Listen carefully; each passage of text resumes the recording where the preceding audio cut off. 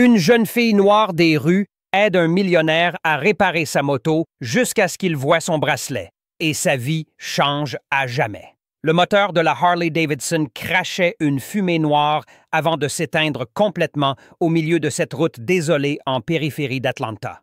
Julian Blackwood, PDG de l'une des plus grandes entreprises de construction du pays, donna un coup de pied rageur dans le pneu arrière. À 42 ans, il avait l'habitude de résoudre les problèmes d'un simple coup de fil. Mais là, sans signal téléphonique et sous le soleil brûlant de Géorgie, sa fortune de 50 millions de dollars ne valait absolument rien. « Votre moto est en panne, monsieur ?» Une voix fluette fit se retourner Julian. Une petite fille noire d'environ 8 ans se tenait à quelques mètres, tenant une boîte à outils improvisée faite de morceaux de métal soudés. Ses vêtements étaient sales, ses cheveux bouclés en désordre, mais ses yeux brillaient d'une intelligence qui contrastait vivement avec son apparence négligée. « Oui, petite, tu vis par ici? » Julian regarda autour de lui, cherchant une maison à proximité. Tout ce qu'il voyait, c'était des terrains vagues et quelques bâtiments abandonnés au loin. « Je vis là-bas. » La fille pointa du doigt une zone de cabanes en bois que Julian n'avait pas remarquée auparavant. « Puis-je jeter un œil à votre moto? Je m'y connais un peu. » Julian faillit éclater de rire. Une enfant des rues proposant de réparer une Harley à 40 000 $. Mais quelque chose dans l'assurance de la fillette le fit hésiter. « Comment tu t'appelles? »« Maya. » Elle s'approcha sans peur et s'accroupit près du moteur. « Le problème est ici, dans le carburateur. Il est bouché. » Ses petites mains touchaient les pièces avec une précision qui surprit totalement Julian. « Comment tu sais ça? » demanda-t-il, sincèrement intrigué. « Ma mère me l'a appris avant de mourir. Elle disait « Une femme doit savoir se débrouiller seule. » Maya commença à démonter une partie du carburateur avec des mouvements confiants et calculés. En observant la fillette travailler, Julian remarqua quelque chose qui lui glaça le sang.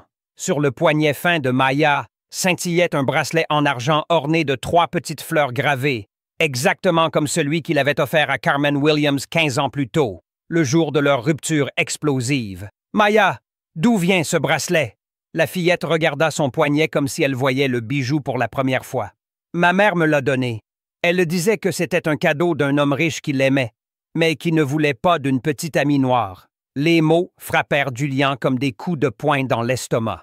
Carmen Williams, la femme qu'il avait aimée passionnément pendant 2 ans, mais qu'il avait abandonnée lorsque la pression sociale et les préjugés de sa famille étaient devenus trop lourds à porter. Leur dernière rencontre avait été dévastatrice.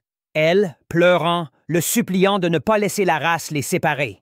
Et lui, lâchement, choisissant sa carrière et l'acceptation sociale plutôt que l'amour véritable. « Ta mère, comment s'appelait-elle? »« Carmen Williams. Mais elle est morte il y a 2 ans. Pneumonie. » Maya continua à travailler, apparemment inconsciente de l'impact de ses mots. « Après ça, M. Davidson m'a amené ici. Il a dit qu'il prendrait soin de moi, mais en réalité, je travaille pour lui tous les jours en échange de nourriture. » Julian ressentit un mélange explosif de culpabilité, de colère et d'instinct protecteur paternel. Carmen était morte dans la pauvreté pendant qu'il construisait son empire, et maintenant sa fille, car il ne faisait aucun doute que Maya était sa fille, était exploitée par un opportuniste. « Quel genre de travail fais-tu pour ce monsieur Davidson? » demanda-t-il, essayant de garder une voix calme. Maya arrêta de manipuler la moto et le regarda avec une expression trop mûre pour ses 8 ans. « Des choses que les enfants ne devraient pas faire, monsieur. Mais si je ne le fais pas, il dit qu'il m'enverra ailleurs. » À cet instant, en regardant dans les yeux de sa fille, qui portait la même tristesse qu'il avait vue chez Carmen lors de leur dernière rencontre, Julian prit une décision qui changerait leur vie à jamais. Mais ce que Maya ignorait, c'était que l'homme devant elle n'était pas n'importe quel millionnaire. C'était quelqu'un qui avait passé 15 ans à porter le poids de la plus grande erreur de sa vie. Et maintenant, il avait l'opportunité non seulement de corriger le passé, mais de s'assurer que personne ne ferait plus jamais de mal à sa fille. Si cette histoire de seconde chance et de justice différée vous touche, n'oubliez pas de vous abonner à la chaîne, car ce que Julian allait découvrir sur M. Davidson allait transformer sa soif de rédemption en quelque chose de bien plus dangereux. Une vengeance d'1 million de dollars qui ferait parler toute Atlanta. C'est fini, Monsieur Blackwood. Votre moto fonctionne parfaitement maintenant. Maya s'écarta du moteur, essuyant ses mains sales sur son t-shirt déchiré. Le bruit du moteur ronronnant doucement contrastait brutalement avec le grondement d'un camion approchant sur la route poussiéreuse. « Maya, où diable étais-tu? » Une voix dure trancha l'air chaud de l'après-midi.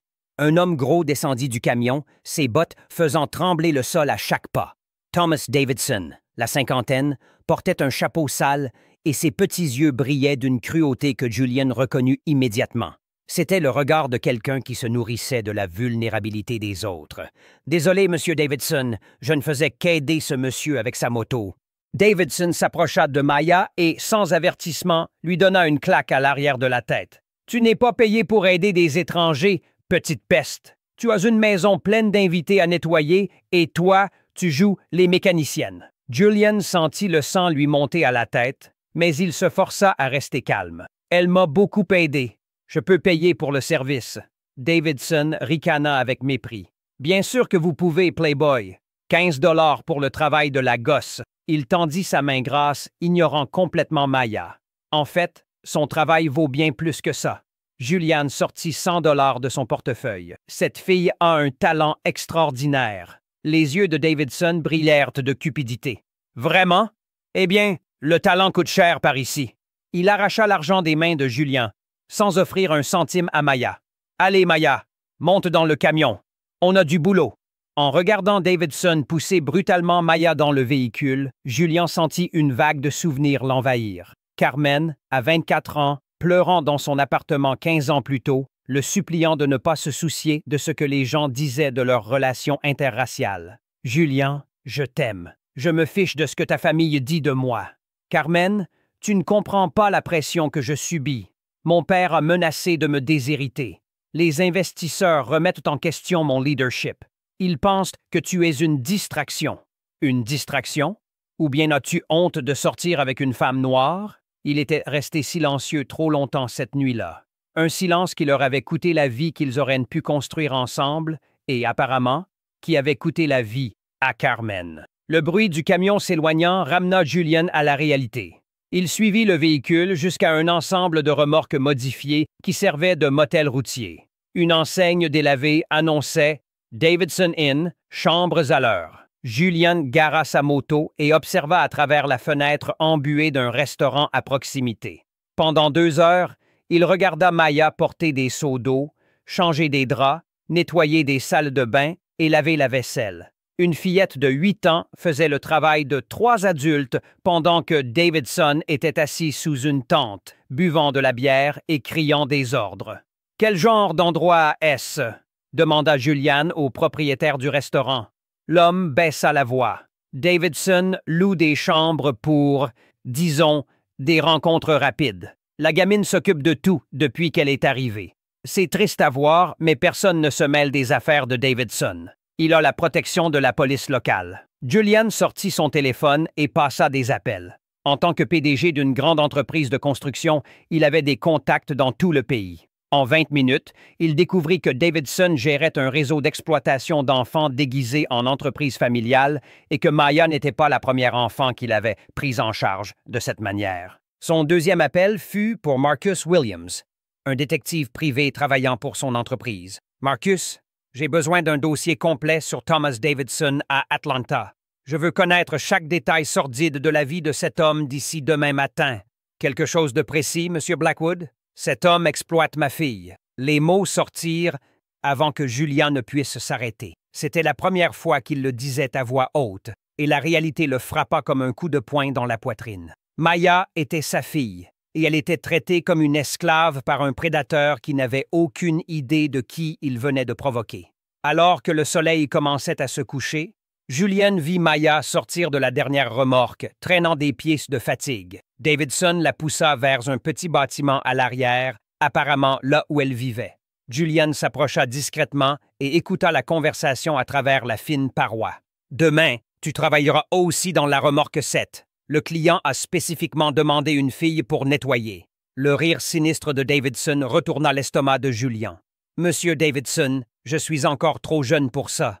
Madame Carmen disait toujours « Ta mère est morte, gamine. Et tant que tu es sous mon toit, Tu feras ce que je dis, sinon je peux toujours t'envoyer dans d'autres endroits où les enfants comme toi sont très appréciés. » Julian serra les poings. Davidson n'exploitait pas seulement Maya pour des travaux domestiques. Il la préparait à quelque chose de bien pire. À cet instant, son téléphone vibra avec un message de Marcus.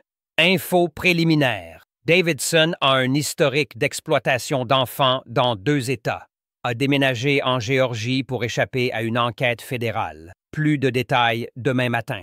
Julien regarda la petite fenêtre où une lumière tamisée indiquait que Maya essayait probablement de dormir sur un matelas à même le sol, seule et effrayée, ignorant que son père biologique était à quelques mètres, planifiant la destruction totale de quiconque oserait toucher sa fille. Davidson n'avait aucune idée que le playboy à la moto coûteuse qu'il avait méprisé quelques heures plus tôt valait 50 millions de dollars, avait des contacts dans toutes les sphères du pouvoir et une soif de vengeance que 15 ans de culpabilité avaient rendu absolument implacable. Ce que ce prédateur allait découvrir, c'était que certains enfants ont des anges gardiens bien plus dangereux que n'importe quel démon qu'il pourrait imaginer et que la vengeance d'un père repenti peut être plus dévastatrice que n'importe quelle tempête. À 6 heures le lendemain matin, Julian était déjà assis dans le parking d'un café ouvert 24h/24, attendant que Marcus Williams arrive avec un dossier sur Davidson. Au cours de sa nuit sans sommeil, il avait pris 2 décisions cruciales. Premièrement, Maya serait sortie de cet enfer d'ici la fin de la semaine. Deuxièmement, Davidson paierait pour chaque larme que sa fille avait versée. « Julian, tu ne vas pas aimer ce que j'ai découvert, » dit Marcus en glissant un épais dossier sur la table. Thomas Davidson avait un passé qui ferait perdre le sommeil à n'importe quel parent. Les photos et documents révélaient une opération criminelle déguisée en entreprise familiale. Davidson avait adopté, de manière informelle, 12 enfants au cours des 5 dernières années, tous orphelins ou issus de familles désespérées. Officiellement, il travaillait dans son auberge. En réalité, ils étaient esclavagisés. Et selon les dossiers hospitaliers obtenus par Marcus, plusieurs avaient été hospitalisés avec des blessures inexpliquées. Ce type a la protection du shérif local, Jake Morrison. Morrison reçoit 10 000 $ par mois pour fermer les yeux. Marcus montra des photos de Davidson et du shérif à un barbecue. Et ça empire. Davidson prévoit de s'agrandir. Il a acheté un terrain plus grand dans le comté voisin. Oh! Julian étudia chaque page avec la précision de quelqu'un analysant des contrats de plusieurs millions de dollars. « Marcus, je veux que tu fasses 3 choses aujourd'hui. Premièrement, engage les meilleurs détectives privés d'Atlanta pour documenter tout ce qui se passe dans cette auberge. Deuxièmement, découvre qui sont les clients réguliers de Davidson. Troisièmement, je veux une réunion avec la procureure fédérale Jessica Chen d'ici jeudi. Chen, ça va être difficile. Elle ne rencontre pas les civils comme ça. Dis-lui que Julian Blackwood, PDG de Blackwood Construction, a des informations sur un trafic d'enfants qui pourrait mener à une opération fédérale. Et Marcus, dis-lui que c'est personnel. » Pendant que Marcus passait des appels, Julian se rendit à l'auberge Davidson. Cette fois, il ne cachait pas ses intentions. Il gara sa Harley juste devant le bureau de réception et entra comme s'il était chez lui. « Je peux vous aider? » Davidson leva les yeux paresseusement d'un magazine pornographique. « Je voudrais parler de la fille qui a réparé ma moto hier. Maya. » Davidson ricana. « Ah, le playboy à la moto coûteuse est de retour. Quoi? Vous avez été impressionné par le talent de la gamine?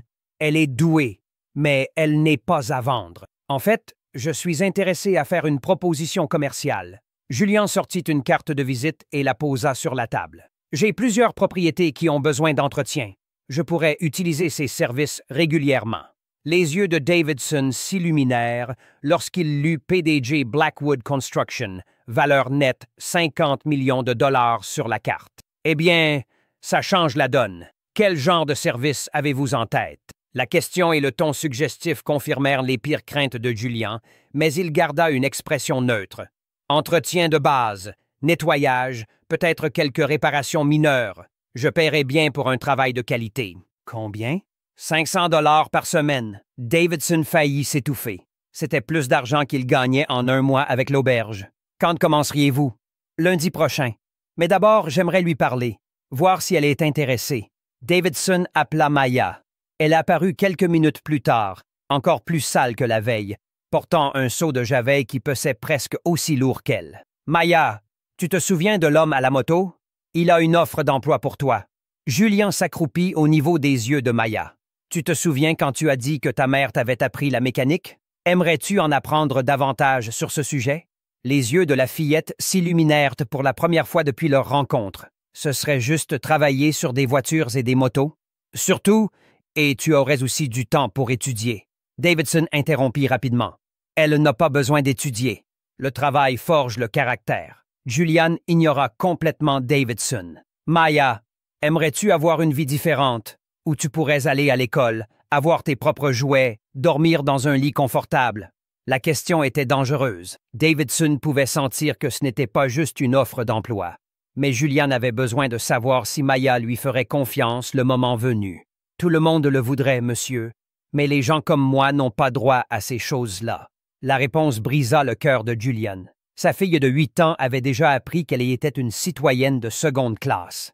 Et si je te disais que tu as droit à tout ça et plus encore? Davidson sembla visiblement mal à l'aise. Écoutez, monsieur Blackwood, la gamine était bien prise en charge. Pas besoin de lui remplir la tête de fantasmes. Julian se leva et fit face à Davidson. Bien sûr, je voulais juste vérifier si elle ferait une bonne employée.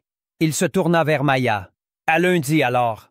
En quittant l'auberge, Julian appela Marcus. Changement de plan. On n'a pas jusqu'à jeudi. Davidson prépare quelque chose avec Maya avant ça. J'ai besoin de cette réunion avec Chen demain. J'ai mieux que ça, répondit Marcus. Chen enquêtait déjà sur Davidson de manière informelle. Apparemment, quelqu'un a signalé la situation des enfants il y a 3 mois, mais il n'avait pas assez de preuves. Avec vos informations et ressources, elle peut accélérer une opération fédérale. Parfait. Et Marcus, commence à préparer le dossier financier de Blackwood Construction. On devra prouver que je peux offrir un foyer stable à un enfant. Cette nuit-là, Julian était assis dans son bureau dans sa luxueuse demeure, fixant une photo de Carmen qu'il avait gardée pendant 15 ans. « Je suis désolé, mon amour. Je suis désolé de ne pas avoir été l'homme que tu méritais. Mais je jure sur ma vie que je protégerai notre fille d'une manière dont je n'ai jamais pu te protéger. » Le lendemain, la réunion de Julian avec la procureure Chen fut plus productive qu'il ne l'avait espéré. Non seulement elle confirma que Davidson était sous enquête, mais elle révéla que le FBI soupçonnait un réseau de trafic d'enfants couvrant 3 États. « Monsieur Blackwood, avec vos preuves et vos ressources, nous pouvons monter une opération qui sauvera non seulement Maya, mais pourrait démanteler toute une organisation, dit Chen. Mais je dois savoir, êtes-vous prête à en assumer les conséquences? Davidson a la protection locale. Ça pourrait devenir compliqué. Procureur Chen, j'ai 50 millions de dollars, les meilleurs avocats du pays à mon service et 15 ans de culpabilité qui me motivent. Davidson n'a aucune idée à qui il s'en prend. Ce que ce prédateur allait découvrir, c'était que certains enfants ne sont pas des orphelins abandonnés. Ce sont les filles d'hommes qui ont bâti des empires et qui ont des ressources illimitées pour protéger ceux qu'ils aiment. Et quand un père découvre qu'il a passé 8 ans sans savoir que sa fille souffrait, la vengeance n'est pas seulement une question de justice, c'est une question de survie émotionnelle. Et Julian Blackwood était sur le point de prouver que la différence entre un homme riche et un homme puissant réside précisément dans cette capacité à réécrire les destins et à réparer les torts d'une manière qu'aucune somme d'argent ne pourrait acheter, mais que tout l'amour d'un père pourrait accomplir. Le lundi suivant, Davidson se réveilla au son d'hélicoptères survolant sa propriété. Il était exactement 6h47 du matin, lorsque 20 agents fédéraux encerclèrent l'auberge Davidson avec des mandats de perquisition et de saisie signés par la procureure Jessica Chen. « Thomas Davidson, vous êtes en état d'arrestation pour trafic d'enfants, exploitation de mineurs et formation d'une organisation criminelle », annonça l'agent Martinez, les menottes déjà en main. Davidson, encore en pyjama et complètement désorienté, cria « Vous êtes fou! Je prends soin de ces enfants. Ils n'ont nulle part où aller. » Mais lorsqu'il vit Julian Blackwood descendre d'une voiture officielle, vêtu d'un costume cravate, accompagné de la procureure Chen en personne, son visage devint livide. « Vous, murmura Davidson, comprenant enfin que le playboy à la moto coûteuse n'était pas celui qu'il semblait être. « Qui diable êtes-vous? » « Julian Blackwood, PDG de Blackwood Construction, et Maya est ma fille. » La révélation frappa Davidson comme un coup de poing dans l'estomac. Chaque centime que vous lui avez pris, chaque larme que vous l'avez fait verser, chaque nuit où elle s'est couchée affamée, j'ai tout documenté. Marcus Williams sortit d'un véhicule, portant dossier après dossier de preuves. « Monsieur Davidson, voici les photographies que nous avons prises de votre opération au cours des 2 dernières semaines. Conversations enregistrées, transfert bancaire du shérif Morrison, témoignages de 12 de vos anciens employés et dossiers médicaux de chaque enfant qui a été ici. » Le shérif Morrison, arrivé pour aider Davidson, fut immédiatement approché par d'autres agents. « Jake Morrison, vous êtes également en état d'arrestation. Nous avons des preuves que vous avez reçu plus de 120 000 $ de pots de vin au cours des 2 dernières années. » Alors que les agents fouillaient chaque recoin de l'auberge, Julienne se dirigea vers la petite pièce à l'arrière où Maya dormait. Elle était recroquevillée dans un coin, effrayée par tout le bruit, tenant toujours le seau de ménage qu'elle était forcée de porter chaque matin. « Maya, tu te souviens de moi? Je suis Julien, l'homme à la moto. »« Est-ce qu'ils vont m'emmener? » demanda-t-elle, les yeux pleins de larmes. Julien s'agenouilla à son niveau. « Non, ma chérie. Tu n'auras plus jamais à nettoyer des chambres sales, à porter des seaux lourds ou à avoir peur de qui que ce soit. Maya, j'ai quelque chose de très important à te dire sur ta mère et moi. » Il lui montra une vieille photo de Carmen et lui, prise 15 ans plus tôt. « Ta mère et moi nous aimions beaucoup, mais j'ai fait une terrible erreur. J'ai laissé d'autres personnes me convaincre que notre amour était mauvais à cause de nos différences de couleur de peau. » Maya toucha la photo avec des doigts tremblants. « Vous êtes mon père. Je suis ton père, Maya, et j'ai passé 8 ans de ma vie sans savoir que tu existais.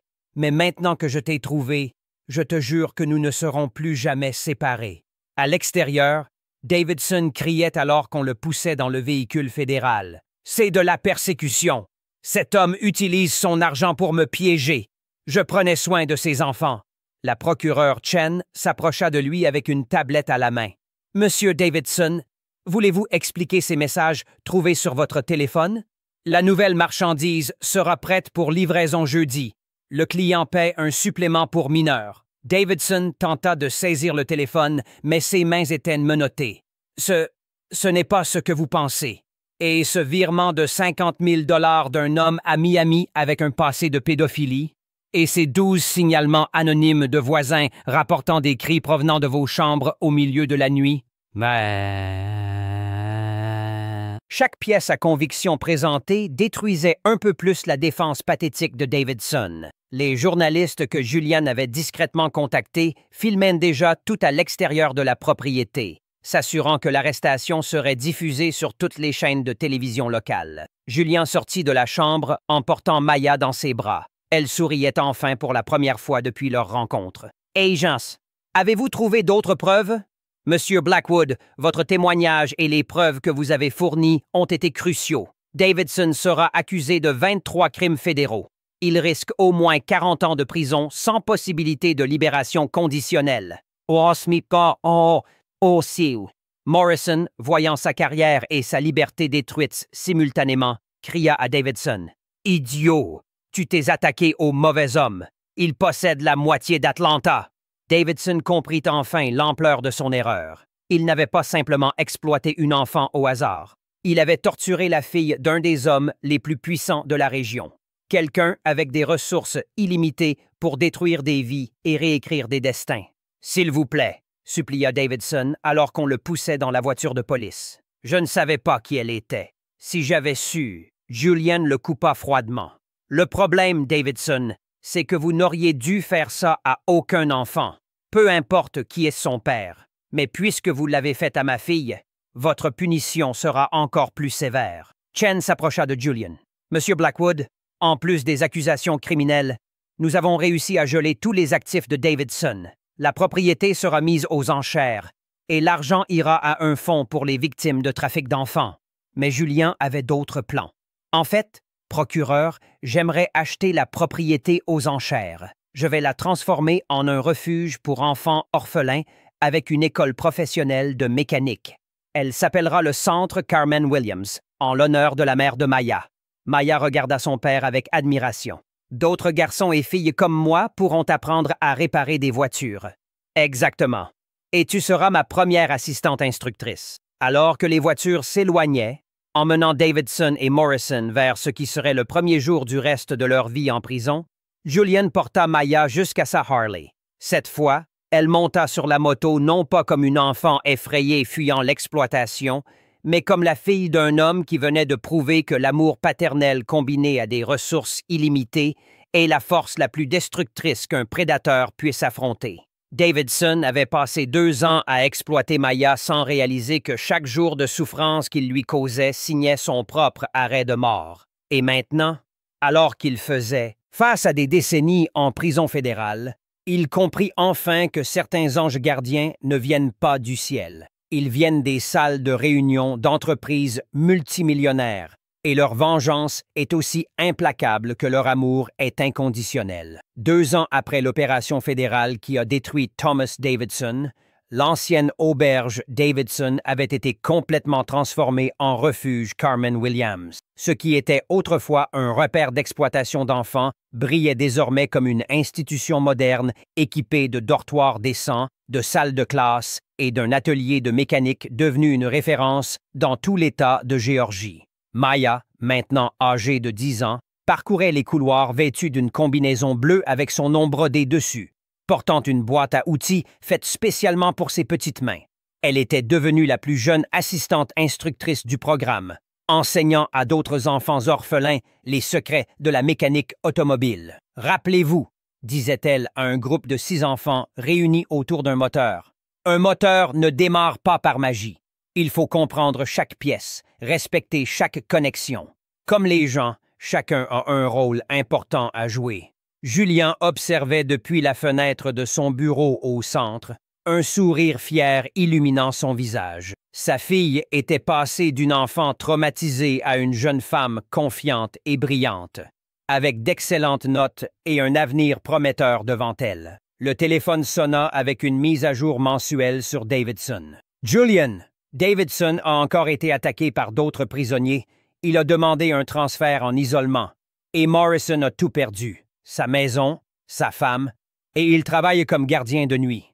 Aucun département de police ne veut engager un ancien shérif corrompu. » Julien écouta les informations sans ressentir ni satisfaction ni pitié. Davidson avait choisi son propre destin. « Papa, puis-je te parler? » Maya apparut à la porte du bureau. Elle avait commencé à l'appeler papa 6 mois plus tôt, le jour de l'adoption officielle. « J'ai pensé à maman Carmen. Je pense qu'elle serait fière de ce que nous avons fait ici. Nous avons transformé l'endroit où j'ai souffert en un lieu où d'autres enfants trouvent de l'espoir. C'est comme si la souffrance avait été transformée en force pour aider les autres. » Julien serra sa fille dans ses bras, pensant à quel point Carmen aurait été fière de la jeune femme forte et compatissante que Maya devenait. Cet après-midi-là, lors de la cérémonie de remise des diplômes de la première classe de jeunes mécaniciens du centre, Julian monta sur scène. Dans le public, 20 familles qui avaient adopté des enfants grâce au programme applaudissaient. « Il y a 2 ans, » commença Julien, « un homme a découvert que le plus grand trésor de sa vie était caché dans son plus grand échec. Il a découvert que la vengeance la plus puissante n'est pas de détruire ceux qui nous ont fait du mal, mais de construire quelque chose de si beau qu'il transforme la douleur en but. » Au premier rang, Maya applaudissait, les yeux pleins de larmes, fière de l'homme qu'elle avait choisi comme père. Davidson avait essayé de briser l'esprit d'une enfant innocente, mais il avait fini par créer les circonstances qui réuniraient père et fille et transformeraient un lieu de douleur en un symbole d'espoir. Il pensait exploiter une orpheline sans famille, mais en réalité, il s'en était pris à la fille d'un homme qui avait des ressources illimitées pour réécrire les destins. La véritable vengeance n'était pas d'envoyer Davidson en prison. C'était de transformer Maya en une jeune femme brillante qui inspirait maintenant des dizaines d'autres enfants à croire que chaque fin peut être un nouveau départ et que l'amour d'un père peut littéralement déplacer des montagnes et transformer des histoires de souffrance en récits de triomphe. Si cette histoire de seconde chance et d'amour paternel a touché votre cœur, Abonnez-vous à la chaîne pour découvrir d'autres histoires qui prouvent que, même dans les moments les plus sombres, une seule personne prête à se battre peut éclairer le chemin pour des centaines d'autres.